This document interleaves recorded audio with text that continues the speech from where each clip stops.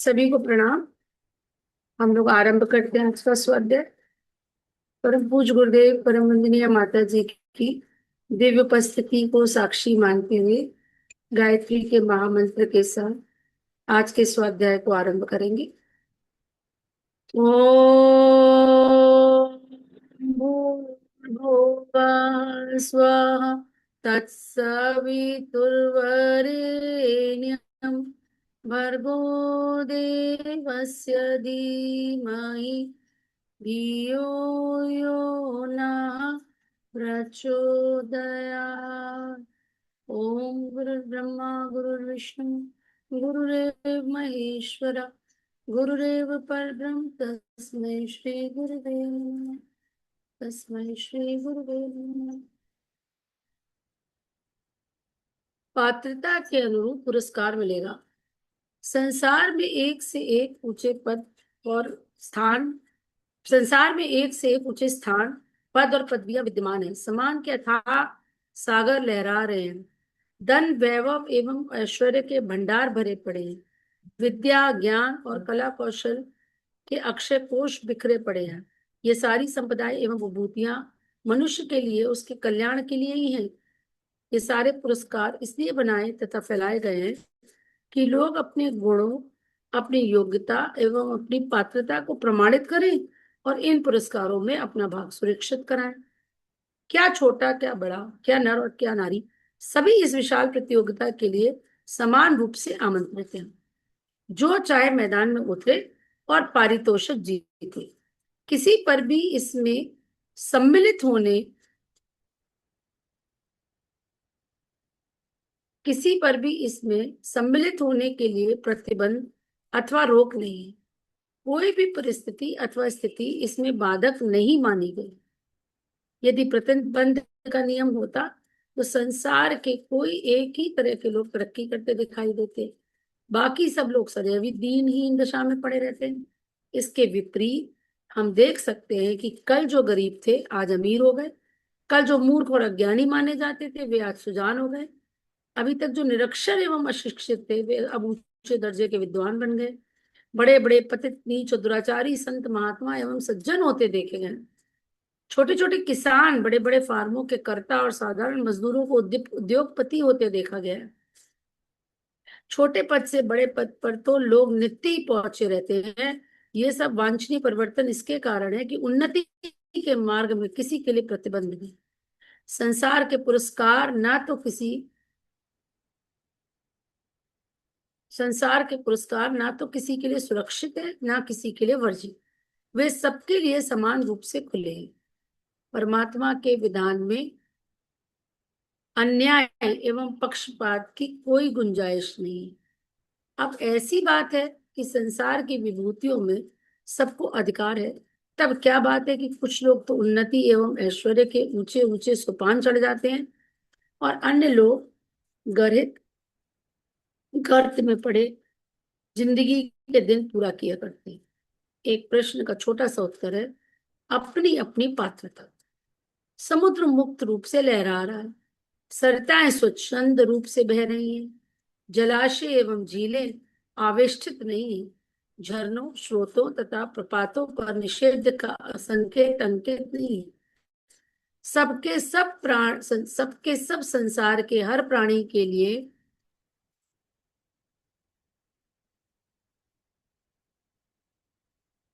खुले। लोग उनसे अपने अपने कलश और लोटे लेकर पानी भरने जाते हैं। जो जितना चाहे भर ले। ये उदार जलाशय कभी किसी से यह नहीं कहते इतना नहीं इतना भरो, किंतु फिर भी सब लोग जल की समान मात्रा मात्रा प्राप्त नहीं कर पाते। जिसके पास जितना बड़ा पात्र होगा वह उसी अनुपात से पानी का अधिकारी बनेगा। इसी प्रकार संसार में जो व्यक्ति अपने अंदर जितने अधिक गुण, जितनी अधिक क्षमता और जितनी अधिक योग्यता विकसित कर लेगा, उसी अनुपात में उतनी अधिक विभूतियों का अधिकारी बन जाएगा।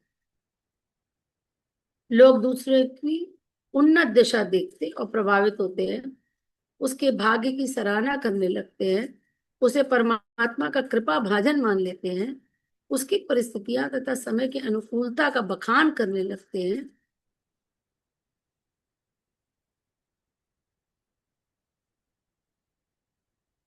पने छोटी तथा ओछी मनोभूमि वाले तो उससे डाह करते हुए उसके इस सारे वैभव का आधार चालाकी, मक्कारी, भ्रष्टाचार, ठगी तथा शोषण आदि की दुष्प्रवृत्तियों को ही मान लेते हैं।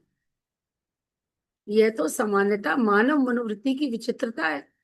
अपनी मनोदशा के अनुसार ही लोग दूसरों पर आरोप किया करते हैं। किंतु एक बात सबके लिए सत्य है, वह ये कि जब कोई किसी को किसी क्षेत्र में अग्रस्त देखता है तो उस स्थिति के लिए स्वयं की स्पर्धा करने लगता है, उस जैसा होने की इच्छा होने लगती है।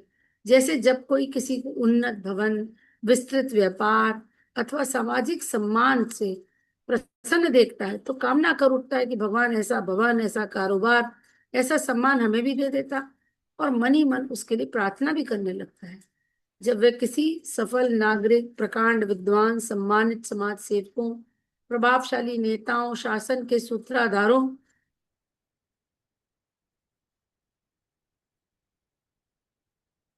निपुण गायकों, स्वस्थ एवं बलवान पहलवानों तथा सुंदर खिलाड़ियों जैसे विशेषता भूषित व्यक्तियों के संपर्क में आते हैं तो हिर्स कर उठते हैं कि भगवान ने उन्हें ही ऐसा नेता, शासक, शिल्पी, कवि, विद्वान, कलाकार, गायक, पहलवान अथवा समाज का प्रेरक क्यों नहीं बनाया। पता नहीं कि मुझसे मेरा भगवान क्यों प्रसन्न है, जो मुझे किसी उन्नत दशा में नहीं भेजता। ये मनोभाव स्वाभाविक है। ये मानवीय मन की एक, कहना चाहिए, उसका नेचुरल एक बेसिक क्वालिटी है ना। बिना ये असेस किए हुए कि वो व्यक्ति किस प्रतिस्पर्धा से, किस संघर्षों से, किस तरह शनै शनै अपनी योग्यता बढ़ाते हुए उस स्थान पर पहुंचा है, या उसको पाने के लिए उसने कितनी मेहनत करी है, हम किसी की आज की स्थिति को देख करके कैसे कह सकते हैं कि हमको वहां होना चाहिए। क्या हमने वैसा कुछ किया? क्या हमने वैसा प्राप्त करने के लिए उतना मेहनत की, या क्या हमने उतनी योग्यता प्राप्त की? तो यही गुरुदेव कह रहे हैं कि हम चाहते तो हैं और कि भगवान हमें वैसा बना दे, और उसके लिए प्रार्थना भी करते हैं, लेकिन प्रार्थना से नहीं होगा ना। प्रार्थना से नहीं होगा, वैसा हमको बनना पड़ेगा, वो पात्रता डेवलप करनी पड़ेगी। किंतु खेद का विषय है कि ऐसे बाल बुद्धि वाले लोग किसी का वैभव, विशेषता अथवा गुण देखकर प्रभावित तो हो लेते हैं, स्पृहा, ईर्ष्या अथवा सराहना तो कर लेते हैं, किंतु जो तत्व बात मूलाधार है उसकी ओर ना तो दृष्टि डालते हैं, ना उस पर विचार करते हैं। ऊपर ही ऊपर दृष्टि डालकर चकित चमत्कृत, प्रभावित, प्रसन्न, दुखी होकर जहां के तहां रह जाते हैं। उनकी कामना, स्पर्धा अथवा स्पृहा भी तहां उठती और दफन होती रहती है। वे दिन में सैकड़ों बार इन बातों से प्रभावित होते, कामना करते और अपनी दशा पर तरस खाकर रह जाते हैं। ऐसे उथले दृष्टिकोण वाले जीवन भर तरसते तो रहते हैं, किंतु अंत काल तक ना तो कोई उन्नति कर पाते हैं, न सफल ही हो पाते हैं। आकांक्षाओं का वेग और उसकी आपूर्ति, यह भी अजीब दंड है जिसे भोगते हुए ऐसे बावले व्यक्ति जिंदगी पूरी करने पर विवश होते हैं। ऐसी क्षिप्र एवं अस्थिर कामनाओं वालों को चाहिए कि वे दूसरे की महनीय दशाओं से प्रभावित होकर के ईर्ष्या एक स्पृद करना छोड़ अपनी नियति में संतोष करें। यही उनके लिए हितकर एवं कल्याणकारी मार्ग है। तो ना तो हमें किसी से ईर्ष्या करनी है, ना किसी की स्थिति को देख करके डाह करनी है। अपनी असेसमेंट करना है कि हम किस स्थिति में खड़े हैं और वहां से हम कैसे उन्नति कर सकते हैं। हमारी प्रतिस्पर्धा अपने साथ होनी चाहिए, हर रूप में, चाहे आध्यात्मिक बात हो चाहे सांसारिक बात हो। कि अगर गुरुदेव ने कभी भी भौतिक उन्नति को गलत नहीं कहा है, उन्नति करने को हमेशा गुरुदेव ने सराहना की है। हाँ, अनीति का मार्ग हम ना अपनाएं। अगर हम मेहनत करके शीर्ष पर पहुंचते हैं तो इसको गुरुदेव ने हमेशा सराहा है कि अगर आप मेहनत करके कोई मुकाम हासिल करते हैं तो ये आपका डेवलपमेंट है, एज अ पर्सन भी आपका डेवलपमेंट है ना। और उसी भौतिक उन्नति के साथ साथ अगर आप आध्यात्मिक रूप से भी उन्नति करते जाते हैं, आप और निर्मल और सज्जन और शालीन और सौम्य और विनम्र बनते चले जाएंगे, तो आप सोचिए सोने में सुहागा, है ना। तो कभी भी ये आ, कभी मतलब स्पिरिचुअल वर्ल्ड में एक भ्रम रहता है लोगों के मन में कि जैसे पैसा कोई खराब चीज है। ऐसा नहीं है, पैसा एक शक्ति है। अर्थ की शक्ति के बिना आप कोई धर्म का काम भी नहीं कर सकते। हम लोग काम करते हैं ना, तो पैसा लगता है हर काम में। अर्थ की शक्ति तो महत्वपूर्ण है, लेकिन बस ध्यान ये देना है कि वो अर्थ अनीति की कमाई से ना आए, श्रम की कमाई से आए। गुरुदेव खुद लिखते हैं, 100 हाथों से कमाओ और 1000 हाथों से खर्च करो, सदुपयोग करो उसको। भगवान के खेत में बो, खूब कमाओ और खूब लगाओ। तो ये तो अच्छी बात है। ऐसा समाज में होने लगा है तो सभी लोग समृद्ध, प्रसन्न और शांत दिखाई देंगे। और साथ साथ अगर आप उन्नति करते करते आप स्वयं अपना आत्मनिर्माण भी करते चले जाते हैं, तो ये आपकी पात्रता और बढ़ती चली जाएगी। तो ऐसे क्षिप्र एवं अस्थिर मान्यता कामनाओं वालों को चाहिए कि वे दूसरे की महनीय दशाओं से प्रभावित होकर ईर्ष्या अर्थास्पद करना छोड़ अपनी स्थिति में संतोष करें। और हर की अपनी अपनी कैपेसिटी होती है। कोई बहुत मेहनत कर पाता है, कोई नहीं कर पाता है। नहीं कर पाते, प्रसन्न रहो, संतुष्ट रहो, जितना है वो बहुत है, उसमें प्रसन्न रहो। आपका इंटरेस्ट हो सकता है उस फील्ड में ना हो, आप कुछ और कर सकते हो, आपको पैसे की उतनी कामना ना हो, आपको उतना खर्चा करने की आवश्यकता ना हो, तो आप अपनी स्थिति में संतोष कर सकते हैं। यही उनके लिए हितकर एवं कल्याणकारी मार्ग है। अन्यथा यदि वे उन्नति करना चाहें, ईश्वरीय प्रसादों एवं पुरस्कारों के अधिकारी बनना चाहें, तो ऊपरी दृष्टिकोण को त्याग कर किसी के उन्नति के पीछे निहित उन आधारों को देखें, अध्ययन करें और अपनाएं जो अमुक व्यक्ति को स्पर्णीय अवस्था में पहुंचाने में सहायक है ना। और अगर सीखना ही है, सचमुच आप एक निष्कपट भाव से आप दूसरे की स्थिति से प्रेरणा लेना चाहते हैं, उससे आप उसी के एक सीख लेना चाहते हैं, तो आप उसके पीछे स्टडी करिए कि उसके अंदर वो कौन से ऐसे गुण हैं जो उनको वहां ले जाते हैं। एक बार मुझे याद नहीं, कभी किसी क्या कोई चर्चा चल रही थी। आपने देखा होगा अधिकतर जितने भी मारवाड़ी समाज है, मारवाड़ी समाज जो होता है वो बहुत कम ऐसे आपको दिखाई देगा कि बहुत गरीब हो। मतलब ज्यादातर वो लोग वेल टू डू होते हैं। एक चीज किसी ने पॉइंट आउट करी कि उनमें एक गुण होता है, वो लोग बहुत विनम्र होते हैं। एक चीज, दूसरी चीज, आप उनके घरों में देखेंगे, उनके घरों में अपने सब पूर्वजों के चित्र बड़े कायदे से लगे होते हैं। एक स्थान होता है ऐसा। मेरे तो बहुत सारे मारवाड़ी फ्रेंड्स हैं, तो खाली पिता नहीं, पिता, दादा, दादा के पिता, सबके चित्र, उनकी पत्नियां, सबके चित्र, और सबके चित्र साफ सुथरे, उस पे माला चढ़ी हुई, उनको प्रणाम करते हैं। तो ये उनका गुण है। एक विनम्रता उनका गुण है, एक मितव्ययता भी उनका गुण है। आप देखेंगे कि उनकी जो स्थिति होगी उसके अनुसार उनकी विलासिता नहीं होगी। आज के जमाने में छोड़ दीजिए, आज के जमाने में बहुत शो ऑफ हो गया है। आज से थोड़ा 15-20 साल पहले देखें तो जरूरी नहीं है कि वो जितने बड़े उनका बैंक बैलेंस है, जितना उनके पास मतलब सब कुछ है, उसके अनुसार वो उतने बड़े महल में रह रहे हों या उतने बड़े बड़े उनके यहाँ फर्नीचर लगे हों। ऐसे मुझे कुछ ऐसे याद है जीवन में, कुछ ऐसे लोग कि, लेकिन ये उनका गुण होता है। ठीक है।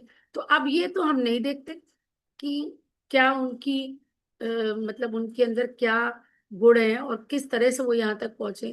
तो यदि ये देखें और उसको अपनाएं, तो वो एक बेटर तरीका होगा, रादर देन कि हम ईर्ष्या करें, और उसके बारे में गॉसिप करें और केवल प्रार्थना से चाहें कि हम वैसी स्थिति में आ जाए। यदि हम किसी की ऊंची अट्टालिका, उन्नति, रहन सहन के साधनों, कारोबार अथवा धन दौलत से प्रभावित होकर इच्छुक होते हैं, तो जाने कि इसने प्रारंभिक काल में कितना परिश्रम, कितना पुरुषार्थ, कितनी दौड़ धूप की और कितनी अट्टालिका मतलब उसकी टेबल है, मतलब जो कई कई जिसमें मतलब फ्लोर्स होते हैं ना। ओके। अट्टालिका मतलब जैसे कई फ्लोर्स का जो मंजिलों घर की। होता है। हाँ, मकान मकान के लिए। महल जैसा, हवेली, महल। अट्टालिका मतलब ऊंचे घर। यदि हम किसी की ऊंची अट्टालिका, उन्नति, रहन सहन के साधनों, कारोबार अथवा धन दौलत से प्रभावित होकर इच्छुक होते हैं, तो जाने कि इसने प्रारंभिक काल में कितना परिश्रम, कितना पुरुषार्थ, कितनी दौड़ धूप की और कितनी व्यग्रता, एकाग्रता, लगन तथा निष्ठा से काम किया होगा। कितनी बार घाटा और फिसलन को सहन किया होगा। व्यवस्था, प्रबंध तथा योजनाओं की योग्यता के लिए कितना अध्ययन, अनुभव तथा संपर्क उपलब्ध किया होगा। व्यवसाय की ऊंच नीच समझने, बाजारों तथा मालों की दशा, निर्माण तथा पूर्ति का संतुलन समझने के लिए कितने दूर तथा विशाल दृष्टि को विकसित किया होगा। सौदा करने, बेचने और आर्थिक खतरों को उठाने के लिए कितना साहस तथा सहनशीलता का अभ्यास किया होगा। कितनी बार हानियों तथा क्षतियों के टूटते साहस को रोका और उत्साह को बनाए रखा होगा। तब कहीं इसकी साधना तथा धैर्य के बाद आज इस स्थिति को पा सका है, और अब भी उसे इस दशा को बनाए रखने के लिए उतनी ही सतर्कता, जागरूकता, परिश्रम एवं सहनशीलता से एकनिष्ठ होकर काम करना पड़ रहा होगा। कामना अथवा स्पृहा कर लेना जितना सरल है, उससे कहीं अधिक श्रम साध्य है उसको मूर्तिमान करना, फिर भी जीवन में आगे बढ़ने और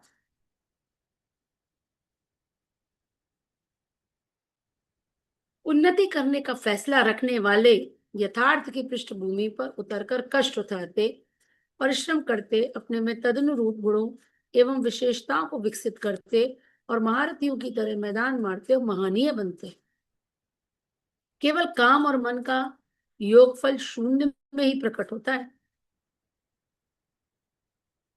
सफलता के लिए कामना, काम तथा तन, मन, इन चारों का योग अपेक्षित है। जब हम किसी विद्वान, कलाकार, कवि, कारीगर आदि विशिष्ट गुणों वाले लोगों से प्रभावित होकर के वैसा बनने की कामना करें, तो सबसे पहले यह हृदयंगम कर लेना चाहिए कि उन्होंने ये उपलब्धि अपने सतत अध्ययन, अनवरत अभ्यास, अखंड एकाग्रता, तत्परता तथा तपस्या के बल पर पाई है। ना जाने कितनी रातें बिना सोए, कितने कितने दिनों बिना आश्रम के व्यतीत किए होंगे। कोई उपलब्धि, श्रम, संयम, दीर्घकालीन अभ्यास एवं अध्यवसाय का ही एकीभूत स्वरूप है। एक निष्ठ साधना से रहित व्यक्ति किसी पुरस्कार का अधिकारी नहीं होता। तो अगर किसी के प्रति हमारे मन में कोई ईर्ष्या है, तो उससे पहले हमें ये देखना चाहिए कि उस सफलता के मुकाम पर पहुंचने से पहले उसने कितना श्रम किया, कितनी सहनशीलता रखी, कितना धैर्य रखा, कितना तप किया, कितना एकनिष्ठ होकर के एक ही गोल पे फोकस करके उसने अपनी सारी एनर्जी लगाई। तो वो कर सके हम, तो वो हम भी उस मुकाम पे पहुंच सकते हैं। संसार के सारे सम्मान, सारे साधन, सारे वैभव, सारी विभूतियां एवं उपलब्धियां एवं ऐश्वर्य, सिद्धियां तथा समृद्धियां सबके लिए एक समान ही उन्मुख की बिखरी पकड़ी है। कोई भी चाहे उस मकाम तक पहुंच सकता है। और आज तो हम देख सकते हैं हमारे इस समय जो है, हमारे यशस्वी प्रधानमंत्री जी, हमारे मुख्यमंत्री जी, हमारी राष्ट्रपति जी कैसे बैकग्राउंड से आते हैं, तो उसके पीछे उनके जीवन भर का तप होगा ना, उनका संयम, उनका लगन, उनका त्याग और उनकी सेवा करने की भावना, उसने उनको वहां तक पहुंचाया है। तो ऐसा नहीं, जो चाहे वो प्राप्त कर सकता है। एक मिनट जरा पीछे ले लीजिए।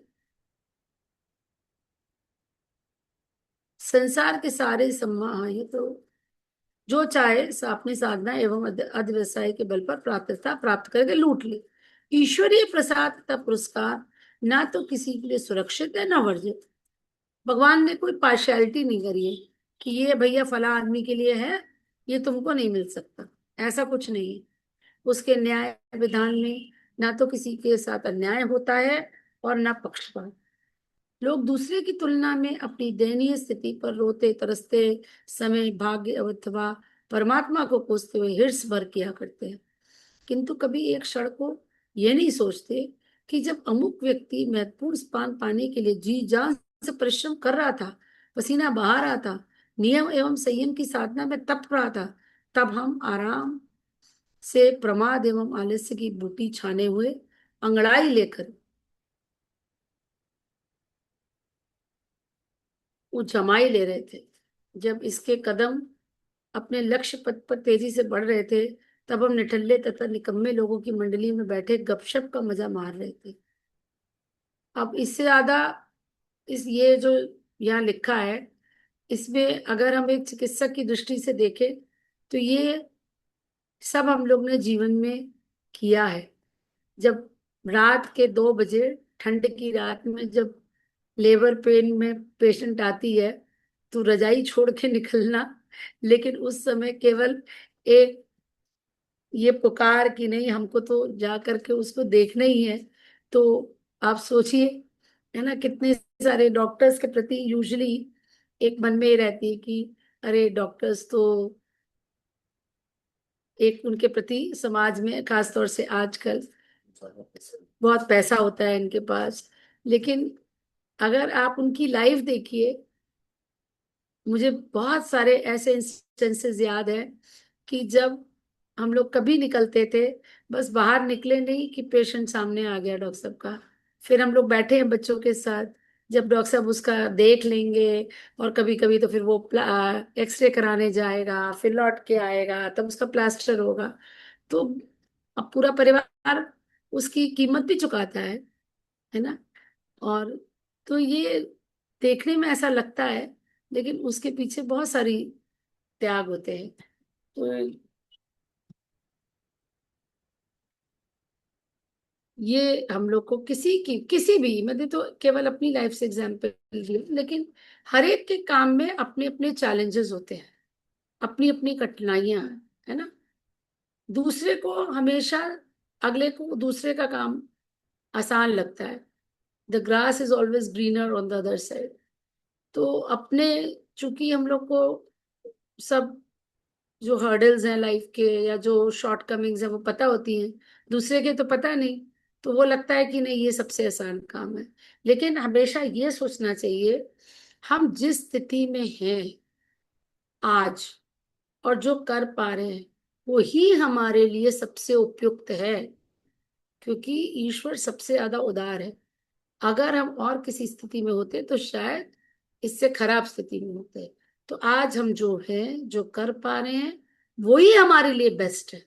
अब उस स्थिति में हम और बेटर क्या करें, चाहे वो भौतिक उन्नति हो चाहे आध्यात्मिक उन्नति, वो हमारा कर्तव्य है ना। वो हम अपने आप से सोचे।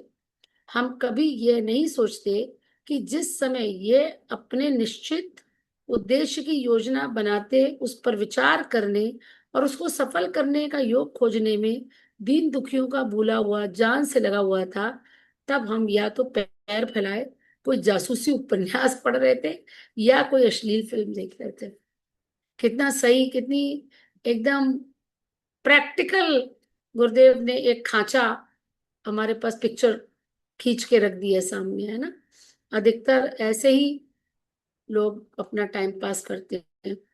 जब ये समाज में कर्मठ कर्म योगियों के बीच कंधे से कंधा रगड़कर अपना मार्ग, अपना स्थान बनाने के प्रयत्न में व्यस्त था, तब हम खेलने कूदने, मनोरंजन करने, सैर सपाटे, खाने पीने और मौज उड़ाने में लगे हुए थे। यहाँ उसने एक एक क्षण एक एक पल का सदुपयोग किया है। यहाँ हमने दिन सप्ताह माह और वर्षों यूं ही चुटकी बजाते नष्ट कर डाले। अब तो इस विपरीत स्थिति में उसके और हमारे बीच से अंतर होना स्वाभाविक ही। इसमें रोने, चीखने अथवा भाग्य को दोष देने की बात ही क्या करें। आत्म संयमी तथा आत्मघाती की स्थिति के बीच जो अंतर होना चाहिए वह पुरुषार्थी तथा प्रमादी के बीच होगा। तो जो अंतर आप बाद में देखते वो रह गई, क्योंकि किसने अपने जीवन का किस प्रकार सदुपयोग किया है, उसमें कितनी मेहनत की है, कितना परिश्रम किया है, और दूसरी तरफ किसने कितना प्रमाद और कितना क्या कहना है, मौज मस्ती करिए। एक बहुत सारे मोटिवेशनल स्पीकर्स बच्चों को यही बताते हैं ना, जा करके कि ये जो समय है, या तो इसमें आप मेहनत कर लो, अपने हिस्से का सबको मेहनत करनी है, और अपने हिस्से का सबको मौज मस्ती भी मिली है। तो या तो जो हमें जीवन के शुरुआती वर्ष मिले हैं बच्चों के बताने के लिए, विशेष करके विद्यार्थियों को, तो ये समय या तो आप यूटिलाइज कर लें और फिर जीवन आनंद से बिताएं, या अभी आनंद ले लें और फिर जीवन भर आप खटते रहें। तो ये चॉइस जो है वो हर आदमी की है। यहाँ खैर विद्यार्थी की बात नहीं हो रही, या तो पूरे जीवन की बात गुरुदेव कर रहे हैं, पात्रता की बात कर रहे हैं। वैसे हम आप सबके संसार में एक महत्वपूर्ण स्थान है, जिसको हम अपने में उसकी पात्रता प्राप्त कर कभी भी पा सकते हैं। कभी भी ये मत सोचिए कि आज एंड हो गया, कभी भी स्टार्टिंग हो सकती है। जिस आइए प्रमाद छोड़कर पुरुषार्थी बने, अस्त व्यस्तता से पीछा छुड़ाकर व्यवस्थित जीवन व कार्य पद्धति अपनाएं, अपने परिश्रम एवं पसीने द्वारा किसी भी पुरस्कार का मूल्य चुकाएं, अध्ययन एवं अध्य व्यवसाय की साधना करें, और तब देखें कि संसार का कौन सा दुर्भाग्य हमें अपने महत्वपूर्ण स्थान पर आने से रोकता है। अगर आज भी हम ठान लें कि हम अपना समय बर्बाद नहीं करेंगे, हम पुरुषार्थी बनेंगे, हम अध्ययन करेंगे, कुछ नया सीखेंगे, कुछ नया पढ़ेंगे, तो आज भी हम दिन रात प्रगति कर सकते हैं। हमारी भावी पात्रता और उसका स्पष्टीकरण। अध्यात्म महाशक्ति का मानव शरीर में ठीक तरह अवतरण हो, इसके लिए उसकी कुछ पात्रता चाहिए। स्वर्ग से गंगा पृथ्वी पर आई थी, तब उसने भागीरथ से यही पूछा था कि जब मैं नीचे उतरूंगी तब उस वेग को धारण कौन करेगा। ऐसा वेग धारण ना किया जा सका तो धरती में छेद हो जाएगा और धरा पताल को चली जाएगी। भागीरथ ने वास्तु स्थिति को समझा और वे गंगा धारण करने वाले सत्पात्र की तलाश में निकले। ये कार्य भगवान शंकर ने पूरा किया। गंगा उनकी जटाओं में उतरी। यदि धारण करने वाला सत्पात्र न मिला होता तो संभवतः गंगा अवतरण ही ना हो पाता। यानी कि भगवान को देने को तो बहुत कुछ दे दे, पर आप पहले वो चेक करेगा ना कि आपके पास उस शक्ति को वहन करने की क्षमता है कि नहीं है। यही बात आध्यात्मिक शक्तियों के विषय में भी आप इस तरह से समझ सकते हैं कि जैसे जो हमारी फिजिकल बॉडी है, आपने साधना करी, लेकिन उसमें अगर आपकी फिजिकल बॉडी में उस ऊर्जा को धारण करने की क्षमता नहीं है, तो आपके अंदर कई तरह की फिजिकल एलिमेंट्स आ सकते हैं, है ना, प्रॉब्लम हो सकती है। तो ये आपका गुरु, आपका इष्ट परमात्मा अच्छे से जानता है कि किसको कितना देना है, क्योंकि वो शारीरिक परिवर्तन भी वैसे होते हैं। क्योंकि जैसे मैंने स्वामी विवेकानंद जी के विषय में पढ़ा था कि जिस दिन उनकी पूरी शक्ति उनके अंदर प्रस्फुटित हो जाएगी, उस दिन उनको ये शरीर त्यागना पड़ेगा, क्योंकि वो शक्ति इतनी ज्यादा है कि फिजिकल बॉडी में लिमिट नहीं हो सकती। अब पता नहीं मैं ठीक से समझा पा रही हूँ ना इस बात को कि नहीं, कि आपके सेल्स में आपकी जो जड़ तत्व है उसमें भी चेंजेस होते हैं। इसको आध्यात्मिक भाषा में ऐसा कह सकते हैं, प्राण प्रत्यावर्तन। एक लेवल के प्राण एक तरह की ऊर्जा वहन करने के लायक होते हैं, और नेक्स्ट लेवल जब आपका होता है आध्यात्मिक रूप से उन्नति करते हैं तो उसमें और दूसरी तरह के प्राण जो है उनकी आवश्यकता पड़ती है। तो वो एक थोड़ी सी गूढ़ प्रक्रिया है, पर मतलब वो शक्ति को वहन करना सबके बूते की बात नहीं है। चलिए आगे कल पढ़ेंगे, यहीं से इसको दोबारा पढ़ेंगे। हो सकेगा तो डॉक्टर साहब से विनती करेंगे कि वो इस चीज को और अच्छे से हमको समझाएंगे।